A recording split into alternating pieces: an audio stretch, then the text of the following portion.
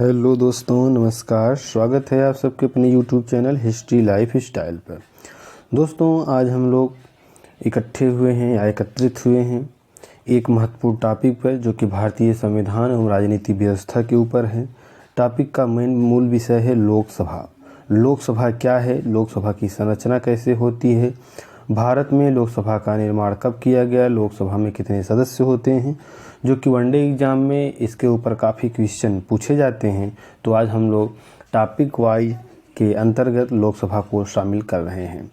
तो जैसा कि आपको पता होना चाहिए कि जो लोकसभा है ये अनुच्छेद 81 के तहत हमारे भारतीय संविधान का एक महत्वपूर्ण भाग है। यानी अनुच्छेद 81 में ही लोकसभा का व्यवस्था किया गया है।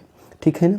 अब आगे देखते हैं कि स्वतंत्र भारत के प्रथम आम चुनाव वर्ष 1951-52 में आयोजित हुआ। पहली बात आप लोग ध्यान रखिएगा कि भारत में प्रथम जो चुनाव हुआ था कब आयोजित हुआ था, 1951 और 52 में। ठीक है ना, इस बात को आप लोग ध्यान रखिएगा। गणतंत्र भारत की प्रथम लोकसभा का गठन का पहला सत्र 13 मई 1952 का हुआ था। यानी भारत में जो प्रथम लोकसभा की स्थापना हुई थी, प्रथम लोकसभा का पहला जो सत्र हुआ था वो आपका कब हुआ था, 13 मई 1952। तो इस डेट को आप लोग ध्यान से याद रखिएगा, ये एग्जाम में पूछा जाता है। संविधान में लोकसभा के सदस्यों की अधिकतम संख्या 552 होती है। इस बात को भी गौर करिएगा कि संविधान में लोकसभा के कितने सदस्य होते हैं, 552। बहुत ही इंपॉर्टेंट है, इस संख्या को आप लोग ध्यान रखिए। अब 552 में कितने सदस्य होते हैं, वर्तमान में सदन के सदस्यों की संख्या 545 है, जिसमें से 530 क्या हैं, 530 राज्यों से चुने जाते हैं। इस बात को ध्यान रखिए, मैं समझा रहा हूँ, कायदे से सुनिए। 530 जो आपके हैं ये कहाँ से होते हैं, चुने जाते हैं, राज्यों से चुने जाते हैं। ठीक है, जो कि प्रत्यक्ष प्रणाली मतदान से होता है। जो 13 सदस्य बच रहे हैं ये 13 सदस्य केंद्र शासित प्रदेश से चुने जाते हैं। कहाँ से चुने जाते हैं, केंद्र शासित प्रदेश से। और लास्ट के जो 2 बच रहे हैं ये मनोनीत किए जाते हैं आंग्ल भारतीय यानी एंग्लो इंडियन सदस्य होते हैं, जिनको राष्ट्रपति महोदय मनोनीत करते हैं। अब आगे देखिए इसमें दिया है कि 530 सीट राज्यों के लिए, 20 सीट केंद्र शासित प्रदेशों के लिए और 2 सदस्य आंग्ल भारतीय समुदाय के हैं। अब आगे देखिएगा, आंग्ल भारतीय समुदाय के सदस्यों को राष्ट्रपति द्वारा मनोनीत किया जाता है। इस बात को ध्यान रखिएगा। आगे क्या दिया है, हालांकि 104वें संविधान संशोधन अधिनियम 2019 के द्वारा आंग्ल भारतीय समुदाय के आरक्षण को समाप्त कर दिया गया है। तो किस संविधान संशोधन अधिनियम से, 104वां से।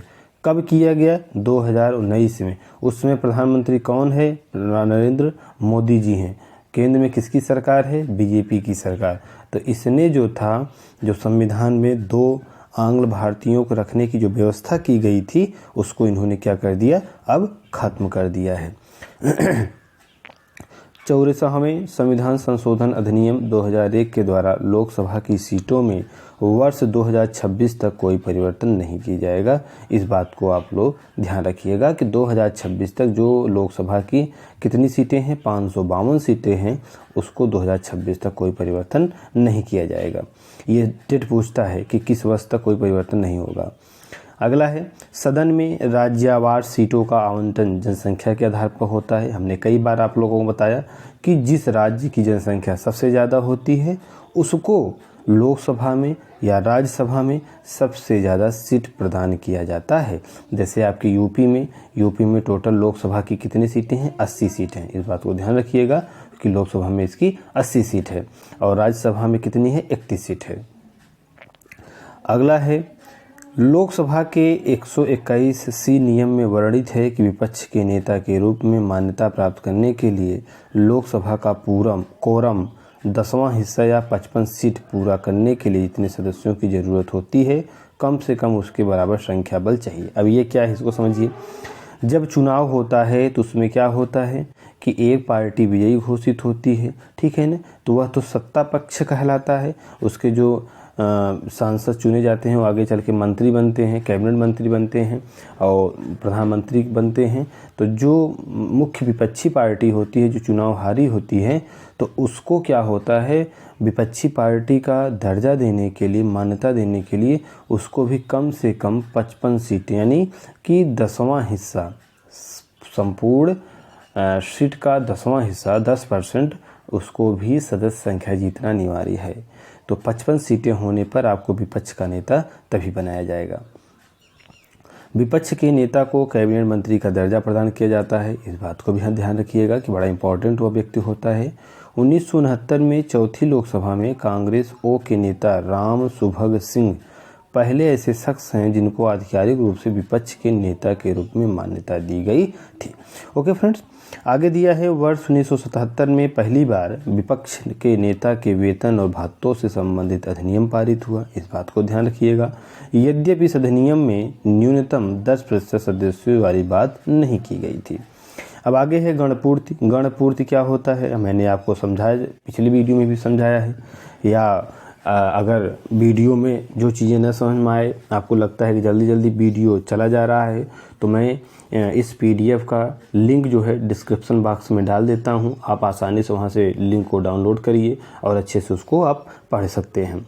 तो गणपूर्ति माने होता है कि संख्या, जैसे कोई बैठक है तो उसमें बैठक की कार्यवाही तभी की जाएगी जब ये पर्याप्त संख्या के रूप में उसमें सदस्य उपस्थित होंगे।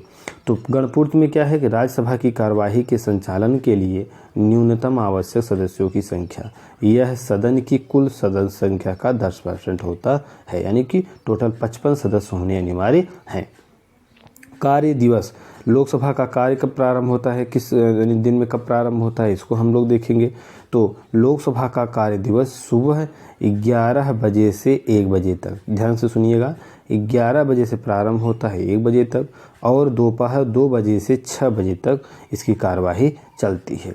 लोकसभा में कितने सत्र होते हैं, तो लोकसभा में 3 सत्र होते हैं। इस बात को भी आप लोग ध्यान से देखिएगा कि लोकसभा में टोटल 3 सत्र होते हैं। कौन कौन से होते हैं, पहला है बजट सत्र। बजट सत्र जो कि कब से प्रारंभ होता है, फरवरी से मई तक। ध्यान रखिएगा, ये पूछा जाता है कि बजट सत्र किस महीने से किस महीने तक चलता है, तो फरवरी माह से मई माह तक क्या होता है, आपका बजट सत्र होता है। फिर अगला है मानसून सत्र, जैसा कि नाम से ही समझ में आ रहा है कि वर्षा का जब सीजन प्रारंभ हो जाता है, जो कि जुलाई से सितंबर के बीच ये बैठक चलती है। और लास्ट होता है शीत सत्र, नवंबर से दिसंबर तक, यानी ठंडी वाला जो सीजन होता है तो उसमें नवंबर से दिसंबर तक ये सत्र चलता है।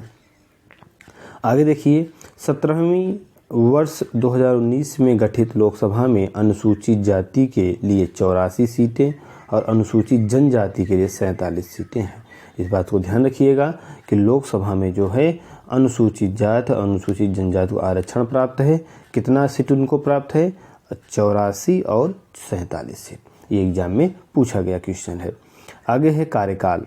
कार्यकाल का निर्धारण लोकसभा SC ST आरक्षण 2020 तक की प्रथम बैठक से किया जाता है।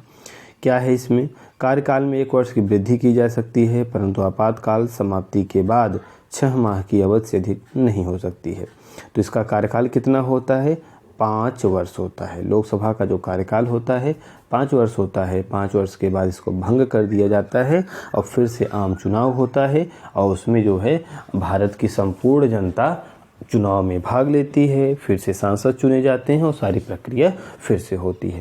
राज्यसभा और लोकसभा में मुख्य अंतर यही है, जो राज्यसभा है इसका कभी विघटन नहीं होता है, बल्कि इसके जो सदस्य होते हैं 1/3 सदस्य हर दूसरे साल रिटायर होते जाते हैं, लेकिन लोकसभा में ऐसा नहीं है। अब इसमें क्या है कि जो निर्वाचक हैं उनकी योग्यताएं क्या होना चाहिए, कौन उसमें वोट दे सकता है। पहला, वोटर लिस्ट में नाम होना चाहिए, ठीक है ना। पहला शर्त क्या है, वोटर लिस्ट में आपके जो आप जिस ग्राम सभा के निवासी हैं उस ग्राम सभा का जो वोटर लिस्ट होता है उसमें आपका नाम होना चाहिए। आयु 18 वर्ष या इससे अधिक होनी चाहिए, इस बात को भी आप लोग ध्यान रखिएगा। अब आगे दिया है कि मतदान कैसा अधिकार है, राजनीतिक अधिकार है। ये एक बार पूछा गया क्वेश्चन है कि मतदान निम्न में से किस अधिकार के अंतर्गत आता है, तो आप लोग ध्यान रखिएगा कि मतदान राजनीतिक अधिकार है। इसलिए जेल या कारावास के कैदी को यह अधिकार प्राप्त नहीं होता है, इस बात को भी आप लोग गौर करिएगा। दूसरा नोट बड़ा इंपॉर्टेंट है, जिस वर्ष चुनाव आयोजित होते हैं उसी वर्ष की 1 जनवरी को मतदाता की आयु 18 वर्ष पूर्ण होना चाहिए और उसका नाम सूची में सम्मिलित किया जाता है।